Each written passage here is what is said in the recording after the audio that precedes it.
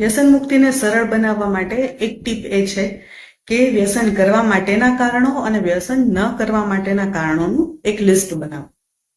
ઘણા બધાને એવું થશે કે વ્યસન કરવા માટે થોડું કંઈ કારણ હોય, પણ ડેફિનેટલી વ્યક્તિ પાસે વ્યસન કરવા માટે કારણ છે, એટલે જ વ્યક્તિ વ્યસન કરે છે.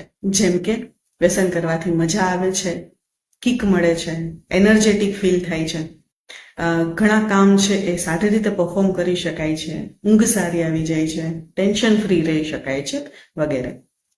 સાથે સાથે વ્યક્તિને વ્યસન ન કરવા માટે પણ ઘણા બધા કારણો મળી રહેશે, જેમ કે વ્યક્તિની ફિઝિકલ હેલ્થ અને મેન્ટલ હેલ્થ સુધરી શકે, વ્યક્તિનું ફેમિલી બોન્ડિંગ છે એ વધુ સ્ટ્રોંગ થઈ શકે, વ્યક્તિની ઇકોનોમિકલ કન્ડિશન છે એ સુધરી શકે, વ્યક્તિ સોશિયલી અને પોતાના બિઝનેસમાં કે જોબ પ્લેસ ઉપર વધુ સારું પરફોર્મ કરી શકે.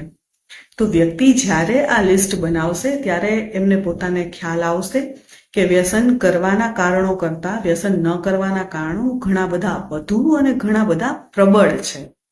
વ્યસન કરવા માટેના જે કારણો છે એ કારણોને ફૂલફિલ કરી શકે એવા ઘણા બધા હેલ્ધી અલ્ટરનેટ વ્યક્તિને મળી શકે, જ્યારે વ્યસન ન કરવા માટેના જે કારણો છે એના માટે વ્યસન મુક્તિ એ જ એક ઉપાય છે, તેનો કોઈ બીજો હેલ્ધી અલ્ટરનેટ ના હોઈ શકે. અને વ્યક્તિને જ્યારે પોતાને આ વાત સમજાશે ત્યારે એની વ્યસન મુક્તિની ઈચ્છા વધુ પ્રબળ બનશે અને વ્યસન મુક્તિ સરળતાથી થઈ શકશે.